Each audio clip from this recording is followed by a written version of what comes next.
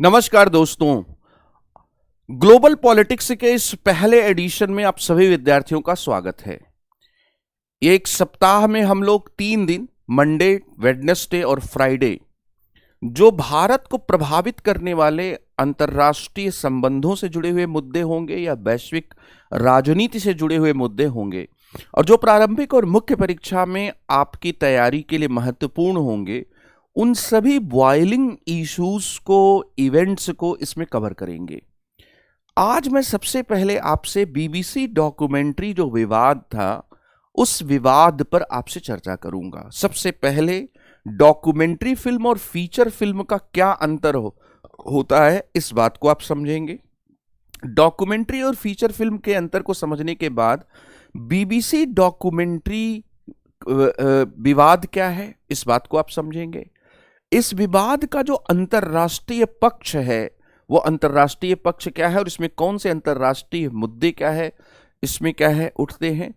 इसमें भारत सरकार की जो प्रतिक्रिया थी, वो प्रतिक्रिया क्या रही है और उसका पक्ष क्या है, इस बात को हम लोग समझेंगे। और भारत सरकार ने जो इस पर रोक लगाई, वो रोक किन आधारों पर लगाई गई और क्या ये फ्रीडम ऑफ स्पीच और या हम ये कह सकते हैं कि फ्रीडम ऑफ एक्सप्रेशन और सेंसरशिप का भी एक इशू है, इस बात को हम लोग समझेंगे। और कुल मिलाकर इस बात को भी समझेंगे कि जो अंतर्राष्ट्रीय संबंध है उसको कैसे बीबीसी जैसे अंतर्राष्ट्रीय मीडिया और दूसरे जो नॉन स्टेट एक्टर्स कहे जाते हैं, जैसे आतंकवादी संगठन हुए, गैर सरकारी संगठन हुए, बहुराष्ट्रीय जो संगठन हुए, कैसे प्रभावित करते हैं। सबसे पहले बच्चों, आपको एक बेसिक समझ होनी चाहिए कि डॉक्यूमेंट्री फिल्म और फीचर फिल्म क्या होती है। देखिए, डॉक्यूमेंट्री जो फिल्म होती है वो दर्शकों को एजुकेट करने के लिए बनाई जाती है। फीचर फिल्म जो होती है वो दर्शकों के इंटरटेनमेंट के लिए भी बनाई जाती है। डॉक्यूमेंट्री फिल्म जो है वो फैक्ट या इंफॉर्मेशन पर बेस होती है, इसलिए उसमें फिल्मकार को क्रिएटिव इंडिपेंडेंस का बहुत कोई स्कोप क्या है यहां पर क्या है नहीं रहता है। स्कोप क्या है नहीं रहता है। लेकिन जो फीचर फिल्म होती है उसमें जो फिल्मकार होता है उसको क्रिएटिव इंडिपेंडेंस हासिल होती है। जैसे डॉक्यूमेंट्री फिल्म जो होती, डॉक्यूमेंट्री फिल्म में भी ऐसा हो सकता है कि कुछ फीचर फिल्म की विशेषताएं आ जाए, अगर उसमें काल्पनिकता आ जाए, अगर उसमें खास किस्म का नैरेटिव आ जाए। और फीचर फिल्म में डॉक्यूमेंट्री फिल्म की विशेषताएं आ सकती है। जैसे कश्मीर फाइल्स एक फीचर फिल्म थी, लेकिन उसके निर्देशक ने और उससे संबंधित जो जुड़े हुए लोग थे, उन्होंने हमेशा ये क्लेम किया कि ये सत्य घटना पर आधारित है। तो कश्मीर फाइल्स एक फीचर फिल्म का उदाहरण है। और बीबीसी की जो डॉक्यूमेंट्री है, India the Modi question episode 1, वो डॉक्यूमेंट्री फिल्म का उदाहरण है। अभी कुछ दिनों पहले, कुछ महीने पहले, दिल्ली के मुखर्जी नगर, जहां से मैं क्लास ले रहा हूं, उसके थोड़ी ही दूर बुराड़ी नाम की एक जगह है। वहां पर एक परिवार के 11 लोगों ने आत्महत्या कर ली थी। तो उस पर एक पूरी क्या है डॉक्यूमेंट्री फिल्म बनाई गई, जो फीचर फिल्म जैसा ही कहीं ना कहीं क्या है एहसास क्या है कराती है।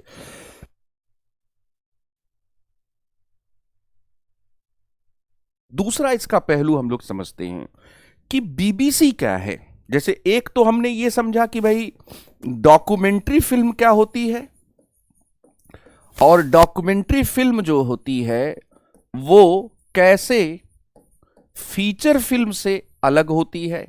डॉक्यूमेंट्री फिल्म जो है वो क्या है, डॉक्यूमेंट्री फिल्म जो है वो कहीं ना कहीं फैक्ट पर, इंफॉर्मेशन पर आधारित होती है। दूसरी बात यहां पर यह है कि जब हम लोग बीबीसी की बात करते हैं तो बीबीसी क्या है। बीबीसी एक पब्लिक मीडिया हाउस या पब्लिक मीडिया ऑर्गेनाइजेशन है, और इसका फुल फॉर्म है ब्रिटिश ब्रॉडकास्टिंग कॉरपोरेशन। और इसकी जो स्थापना हुई थी, ये स्थापना एक रॉयल चार्टर के थ्रू क्या है हुई थी। और बीबीसी जो है इस समय आम तौर पर दुनिया में जो सरकारी या जो पब्लिक मीडिया हाउसेज हैं उसमें एक बहुत बड़ा क्या है नाम है। लेकिन हाल के दिनों में बीबीसी की जो रिपोर्टिंग थी, उस रिपोर्टिंग को लेकर भारत से जुड़े हुए कुछ लोगों ने कुछ चिंताएं भी व्यक्त की हैं। जैसे एक अभी कुछ दिनों पहले एक आर्टिकल आया था, उसमें कहा गया कि बीबीसी भी दूसरे जो ट्रेडिशनल जो मीडिया हाउसेज हैं उन हाउसेज की तरह एक दबाव का सामना ओटीटी और दूसरे जो सोशल मीडिया प्लेटफॉर्म उनसे कर रहा है। और बीबीसी लार्जली क्या है, वो गवर्नमेंट फंडिंग पर क्या है आधारित है। जो लाइसेंस फीस उसे ब्रिटेन में लाइसेंस फीस के तहत जो है जो पैसे मिलते हैं और जो ब्रिटेन के सरकार से जो फंडिंग मिलती है उसके आधार पर वो क्या चलता है। ब्रिटेन की सरकार का ये कहना है कि जो बीबीसी है उसको हम फंडिंग जरूर करते हैं, लेकिन बीबीसी एक इंडिपेंडेंट और न्यूट्रल क्या है एक मीडिया हाउस है। लेकिन कुछ लोगों का कहना है कि जिस प्रकार से CAA 2019 की जिस प्रकार से प्रोवोकेटिव एक रिपोर्टिंग क्या है की गई, या कोरोना के समय भारत में कोरोना में होने वाली मौतों के लिए जिस प्रकार से एक इनसेंसिटिव रिपोर्टिंग क्या है की गई, ये बीबीसी की न्यूट्रलिटी पर क्या है सवाल खड़ा करते हैं। हम लोग इस प्रश्न को भी देखेंगे, लेकिन चूंकि ये विवाद बीबीसी वृत्तचित्र से संबंधित है, डॉक्यूमेंट्री से संबंधित है, इसलिए बीबीसी के बारे में भी आपको थोड़ी जानकारी क्या होनी चाहिए। ये विवाद जैसा मैंने कहा कि India the Modi question episode 1 पर है। मतलब ये जो विवाद है, इस विवाद का संबंध एक डॉक्यूमेंट्री से है, India the Modi question episode 1 से है। ये जो डॉक्यूमेंट्री फिल्म थी, ये डॉक्यूमेंट्री फिल्म और इसका एपिसोड 1 जो है 17 जनवरी को ब्रिटेन में एयर किया गया। और ब्रिटेन के एक सांसद हैं पाकिस्तानी मूल के इमरान हुसैन। इमरान हुसैन साहब ने इसको ब्रिटेन की संसद में उठाया। ब्रिटेन की संसद में जब इसे उठाया गया तो ब्रिटेन के प्रधानमंत्री ऋषि सुनक ने कहा कि यद्यपि हम किसी भी देश में जातीय उत्पीड़न का सपोर्ट नहीं करते हैं, समर्थन नहीं करते हैं, लेकिन जिस प्रकार से इस डॉक्यूमेंट्री में चरित्र चित्रण किया गया है वो उससे क्या है सहमत नहीं है। और उसके बाद ये जो बीबीसी डॉक्यूमेंट्री फिल्म का जो विवाद था, ये विवाद क्या है तेजी से बढ़ता गया। उसके बाद हमेशा की तरह भारत में हालांकि इस डॉक्यूमेंट्री फिल्म को एयर नहीं किया गया था, लेकिन आप जानते हैं कि जो सोशल मीडिया है वो वाकई क्या है ग्लोबल मीडिया है। तो यूट्यूब से कुछ लोगों ने इसके लिंक क्या है शेयर करना शुरू किया, और इसके साथ ही कुछ लोगों ने ट्विटर पर भी, और उसमें 2 बड़े नेता थे, उन्होंने कांग्रेस पार्टी के एक नेता जयराम रमेश साहब और टीएमसी के एक नेता डेरेक ओ ब्रायन साहब, उन्होंने क्या है अपने ट्विटर अकाउंट पर इसको क्या है मतलब एक ने शेयर किया और लाखों क्या है उसमें क्या है फीडबैक आ गया। और दूसरी तरफ जयराम रमेश साहब ने क्या है इस पर शुरुआती क्या है प्रतिक्रिया दी। जब इसको बड़े पैमाने पर लोगों ने क्या किया, इस डॉक्यूमेंट्री फिल्म के लिंक के आधार पर डाउनलोड करने की कोशिश की, उसके बाद क्या है ये विवाद क्या है गहराता गया। दरअसल यहां पर जो इस विवाद का मूल मुद्दा है, आप उस मूल मुद्दे को समझें। अगर कहा जाए कि गुजरात में ये जो डॉक्यूमेंट्री फिल्म थी, यह 2002 के गुजरात दंगों को आधार बनाती है, और गुजरात दंगों के आधार को बनाने में इसने क्या है गुजरात दंगों के बारे में उस समय ब्रिटेन के भारत स्थित हाई कमिश्नर के द्वारा जो जांच की गई थी, उस जांच को इसने क्या है आधार बनाया, उस जांच रिपोर्ट को क्या है आधार बनाया। सवाल यहां पर यह उठा कि गुजरात जो दंगे हैं ये भारत का आंतरिक मामला था। एक सवाल जो उठाया गया, भारत का क्या है आंतरिक मामला है, और भारत के आंतरिक मामले की जो जांच है अगर वो एक हाई कमिश्नर के द्वारा चोरी छिपे किया जाता है तो ये अंतर्राष्ट्रीय संबंधों में नॉन इंटरवेंशन का जो सिद्धांत इंटरनेशनल लॉ में जो माना जाता है उसका क्या है, उल्लंघन है। यहां पर इंटरनेशनल लॉ के नॉन इंटरवेंशन का जो लॉ है उस लॉ के क्या है, यह अगेंस्ट है। मतलब एक बात कि अंतर्राष्ट्रीय संबंधों में देश संप्रभु माने जाते हैं और संप्रभु का मतलब यह है कि वो अपने मामले में क्या है, सर्वोच्च हैं और कोई भी क्या है उसमें हस्तक्षेप क्या है नहीं करेगा। लेकिन बच्चों, मैं आपको ये बताना चाहता हूं कि 1990 के दशक के बाद दरअसल क्या है, ऐसा कुछ नई विश्व व्यवस्था आई जिसमें इंटरवेंशन का जो सिद्धांत है या इंटरवेंशन की जो प्रक्रिया है उसको मान्यता मिल गई। जैसे एक ह्यूमैनिटेरियन इंटरवेंशन की अवधारणा आई और ह्यूमैनिटेरियन इंटरवेंशन की इस अवधारणा के तहत एक दूसरा देश जो है, दूसरे देश या देशों के समूह या गठबंधन मानव अधिकारों के उल्लंघन के आधार पर मिलिट्री इंटरवेंशन तक कर सकते हैं। ध्यान दीजिएगा, मिलिट्री इंटरवेंशन तक कर सकते हैं और इसको अंतर्राष्ट्रीय संबंधों में रिस्पॉन्सिबिलिटी टू प्रोटेक्ट का प्रिंसिपल क्या है कहा जाता है।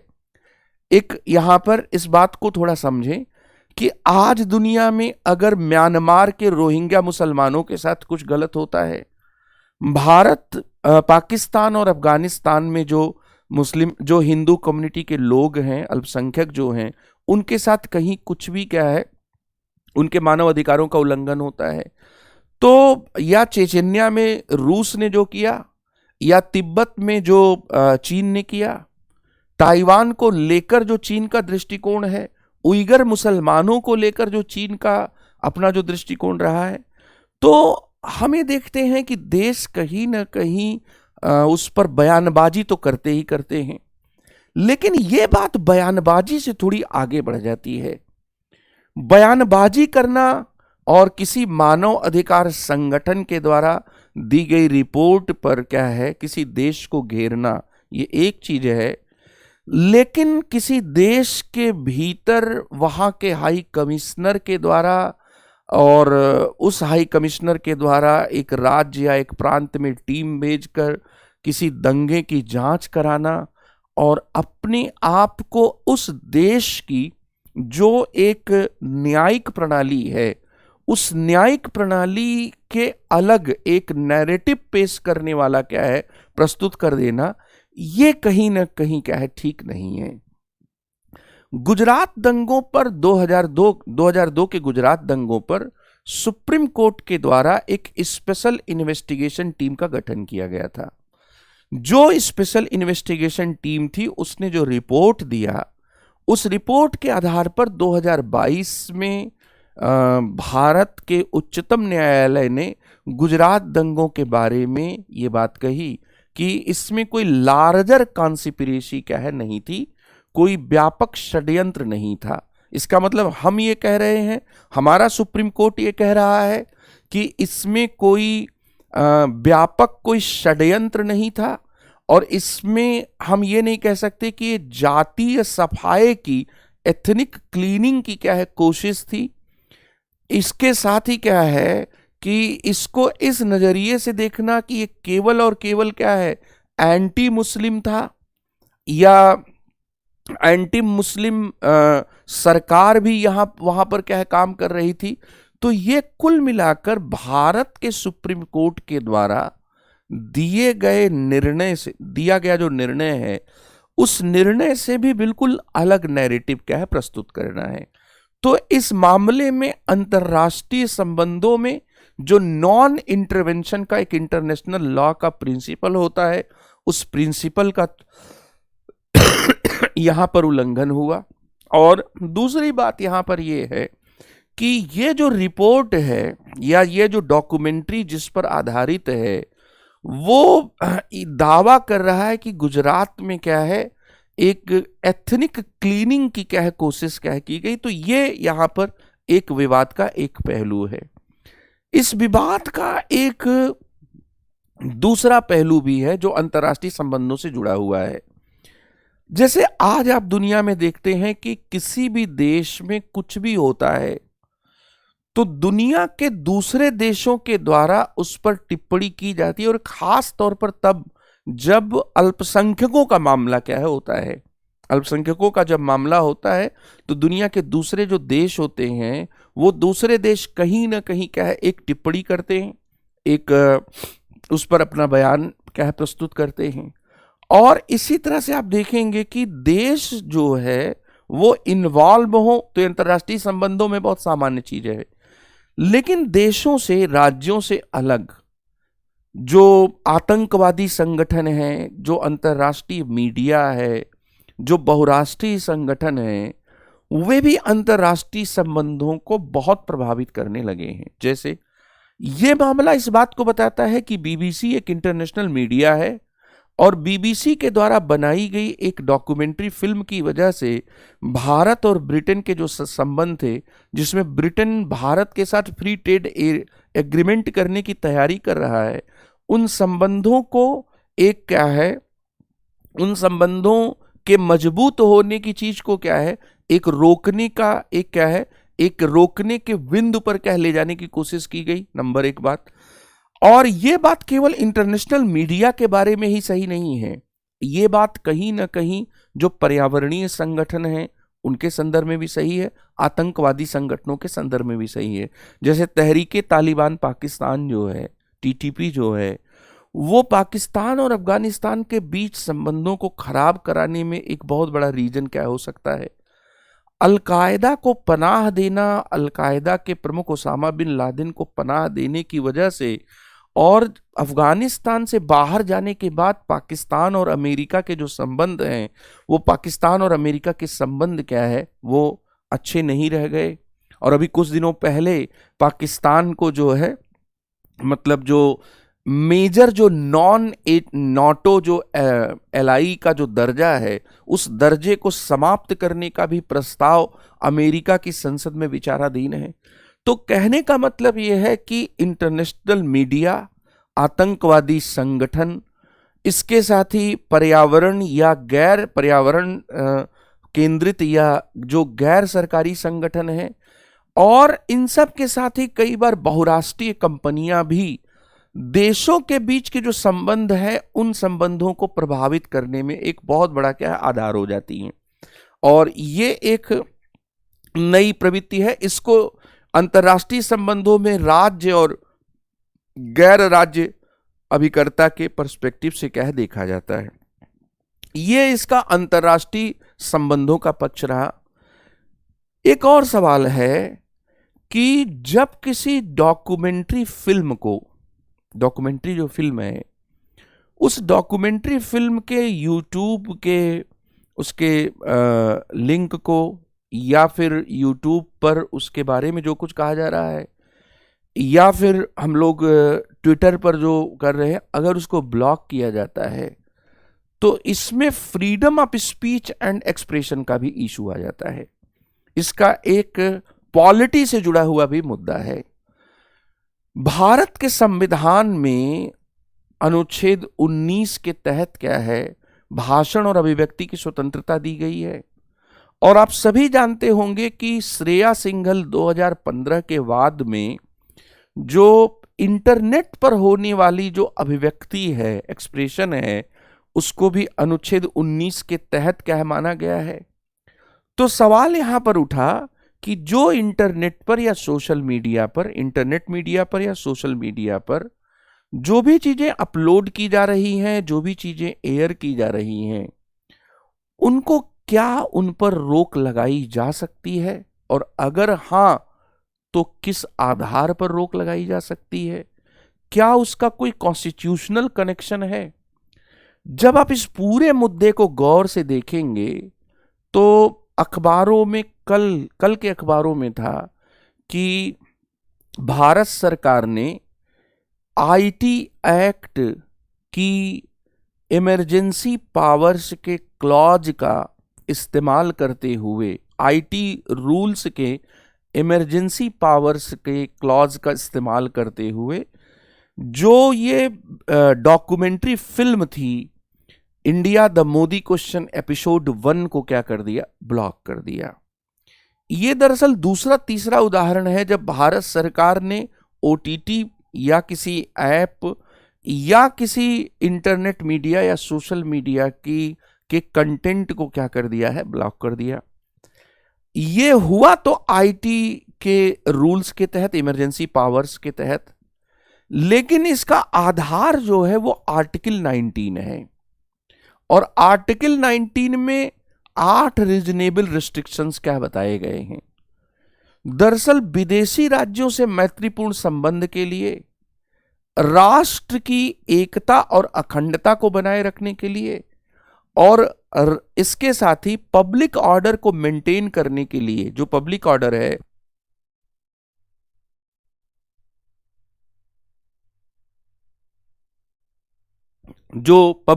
है उस पब्लिक ऑर्डर को बच्चों मेंटेन करने के लिए जो इंटरनेट मीडिया सहित किसी भी मीडिया के कंटेंट पर भारत को या भारत के संविधान के तहत क्या है, रोक लगाने की शक्ति क्या है, प्राप्त हो जाती है। तो ये यहां पर है जस्ट।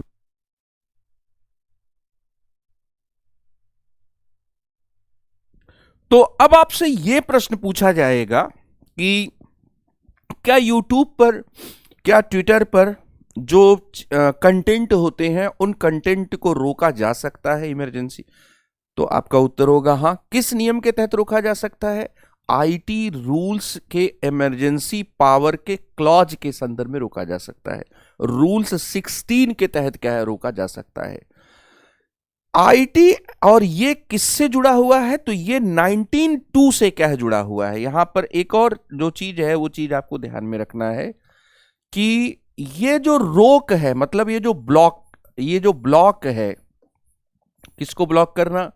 यहां पर यूट्यूब को क्या है, ब्लॉक करना, या यूट्यूब के किसी पूरे चैनल के बजाय उसके कुछ वीडियोस को ब्लॉक कर देना, या ट्विटर के कुछ मैसेज को क्या कर देना, ब्लॉक कर देना। ये ब्लॉकेज जो हो रही है ये आईटी रूल्स 21 सेक्शन के तहत क्या हो रही है। और ये 21 जो सेक्शन है, इस 21 सेक्शन को अगर हम लोग देखें तो ये इमरजेंसी पावर का सेक्शन है। लेकिन इसका जो आधार है, ये आधार क्या है भाई, और इसका भी आधार क्या है?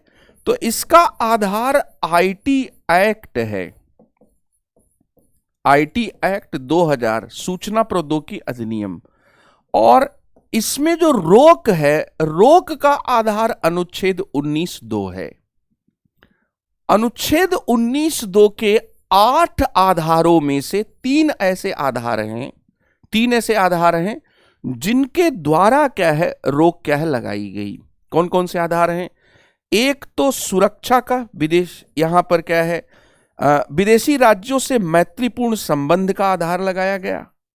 दूसरा भारत की संप्रभुता और अखंडता का जो आधार है उस आधार को लगाया गया। और तीसरा लोक व्यवस्था का क्या है, आधार लगाया गया। हालांकि इसकी आलोचना भी की गई, और इसकी आलोचना जो है वह राजनीतिक दलों के द्वारा क्या है, की गई। जैसे राजनीतिक दलों में कांग्रेस पार्टी में जयराम रमेश जी ने इसकी आलोचना की, डेरेक ओब्रायन ने इसकी आलोचना की, भारत के चर्चित पत्रकार पी साईनाथ ने भी इसकी जयपुर फेस्टिवल में आए हुए थे, वहां पर उन्होंने आलोचना की। तो एक और यहां पर मुद्दा है।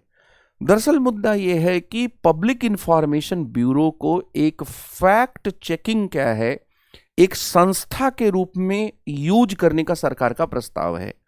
और अगर कोई चीज क्या है, फैक्ट पर आधारित नहीं है, तो सरकार का प्रस्ताव है कि वो उस विषय को, उस कंटेंट को क्या कर सकती है, रोक सकती है। तो यहां पर बच्चों इसका एक पक्ष, यहां पर ये एक पक्ष इससे जुड़ा हुआ ये भी है, जिसको क्या है आपको ध्यान में रखना है।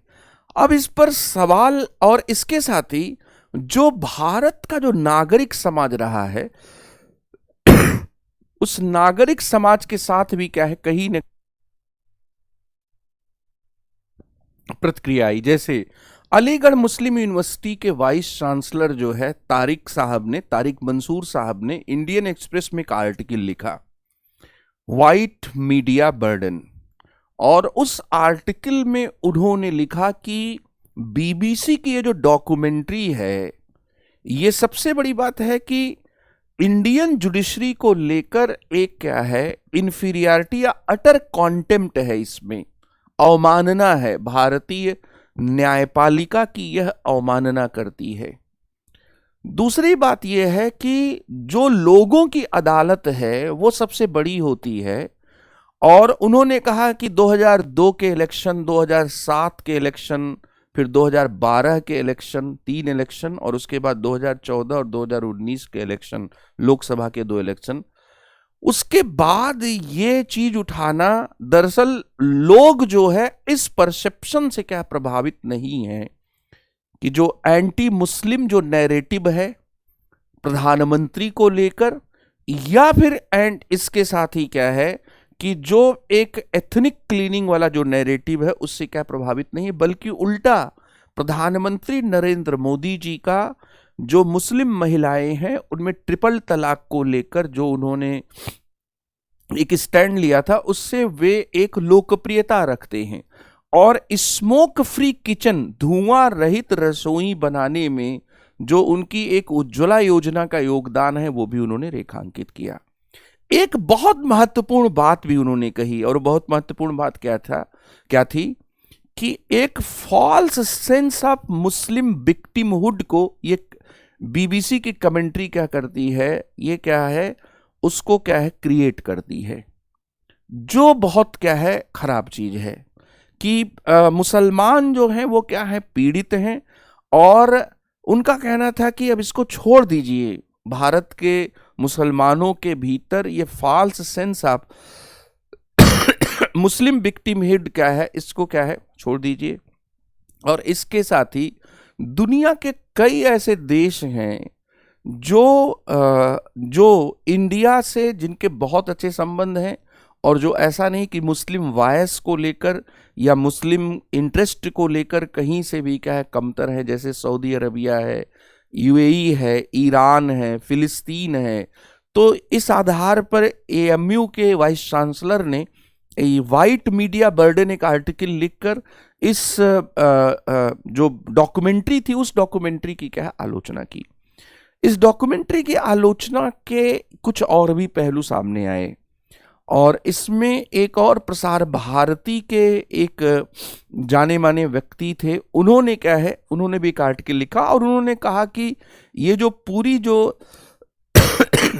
जो कमेंट्री, जो डॉक्यूमेंट्री है, इस डॉक्यूमेंट्री में सबसे बड़ी प्रॉब्लम क्या है कि ये घटनाओं का जो क्रॉनिकल इसमें बनाया गया है, जो क्रम बनाया गया है, वो रैंडमली क्या बनाया गया है। ये गोधरा से लेकर दिसंबर 2002 तक के समय को लेती है, लेकिन उसके बीच में जो अक्षरधाम पर आतंकवादी हमला हुआ उसको क्या है नहीं लेती है। तो एक तो है कि घटनाओं का क्रम जो लिया गया वो क्रम, कोई इसमें आई विटनेस शामिल नहीं है, और दरअसल जो सुनी सुनाई बातों को या दूर से देखने वाले कुछ अधिकारियों का, जैसे जैक स्ट्रॉ का क्या है इंटरव्यू है, तो जैक स्ट्रॉ का जो इंटरव्यू है वो इंटरव्यू जो है उसको उन्होंने क्या है आधार बनाया है, इसलिए इसकी ये आलोचनाएं भी है। और कल के अखबारों में ये भी था कि 302 जो लोग हैं, 302 से ज्यादा जो लोग हैं, उन्होंने इस डॉक्यूमेंट्री की क्या आलोचना की है। तो भारत में नागरिक जो समाज है और जो राजनीतिक दल हैं उनकी स्थिति मिश्रित है। कुछ लोग इसका अलग अलग तार्किक आधारों पर आलोचना कर रहे हैं, कुछ लोगों का कहना है कि freedom of speech and expression को क्या है सेंसरशिप का भी मसला है, और आपसे इसको रखकर क्या है सवाल क्या पूछे जा सकते हैं। ये है बीबीसी की डॉक्यूमेंट्री का जो विवाद है। तो इस विवाद से जुड़े हुए 2 प्रश्न हैं कि किस प्रकार से अंतर्राष्ट्रीय जो मीडिया है वो देशों के बीच के संबंध को प्रभावित कर सकता है, सो उदाहरण स्पष्ट कीजिए, उसका ये उदाहरण है। और इसी तरह से दूसरा प्रश्न है कि भाषण और अभिव्यक्ति की स्वतंत्रता में इंटरनेट मीडिया और सोशल मीडिया पर विषय वस्तु को डालने की या विषय वस्तु को अभिव्यक्त करने की भी स्वतंत्रता है, उसको किन आधारों पर भारत में प्रतिबंधित किया जा सकता है, रोक लगाई जा सकती है, इसको भी स्पष्ट कीजिए। इस तरह के क्वेश्चंस आपसे पूछे जाएंगे। Thank you very much, all the best.